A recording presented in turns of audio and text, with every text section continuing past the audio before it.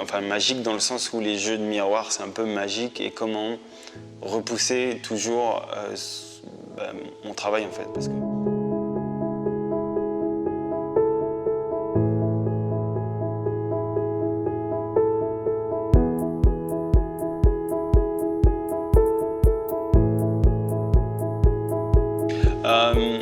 C'était à l'époque où j'étais encore étudiant et j'avais pas une thune et j'ai récupéré des miroirs dans la rue et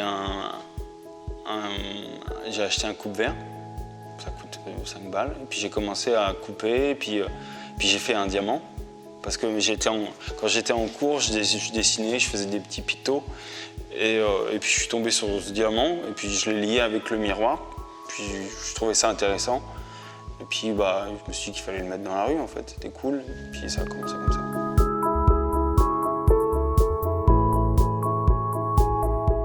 Non, je viens pas d'une famille d'artistes, l'art c'est pas vraiment quelque chose qui faisait partie de nos vies au départ, donc c'était pas...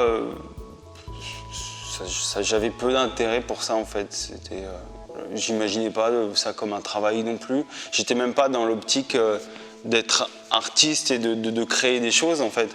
C'est au fur et à mesure de faire du tag, de créer des petits tableaux, mais comme ça pour pas le faire dans la rue en fait, juste pour être à la maison et créer quelque chose de sympa. Et puis après on m'a demandé de faire des expos, donc j'ai fait des expos, puis c'est à partir de là où j'ai commencé à me dire je peux gagner ma vie en faisant ce que j'aime. Et en créant des œuvres et essayant de faire kiffer les gens, à créer des choses. Et voilà, c'est à ce moment-là où je me suis dit, ça va devenir mon travail en fait.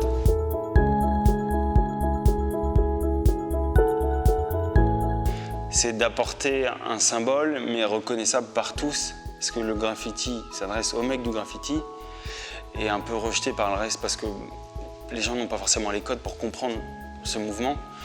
Donc moi j'avais envie d'apporter quelque chose de neutre, de beau, juste beau en fait. Il n'y a pas vraiment de grand concept dans ce que je fais. Le seul concept c'est de récupérer des miroirs, des matières pour les transformer, les sublimer, donner une seconde chance aux choses en fait. C'est juste ça mon concept, c'est récupérer, transformer, mettre dans la rue.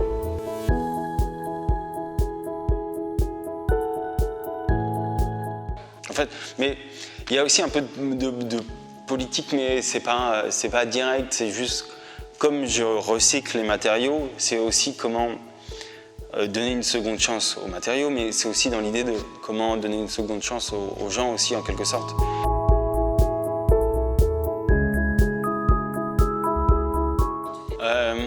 En fait, il y a plein d'étapes quand je fais de la sculpture. Il y a l'étape esquisse, donc sur l'ordinateur, je viens modeler en 3D la pièce. Donc là l'état d'esprit, c'est comment créer des jeux de miroirs intéressants. Après, quand j'ai ça, je vais travailler l'acier. Donc là, c'est vraiment hyper manuel, c'est comment assembler les choses pour que ça soit juste clean, pour pouvoir mettre les miroirs après. Après, quand je mets les miroirs, c'est plus de l'empressement de voir le résultat en fait. Il y a vraiment une envie que ça soit fini rapidement pour voir si je ne me suis pas trompé en fait sur les premières esquisses. Donc voilà, j'ai hâte de finir les pièces à chaque fois.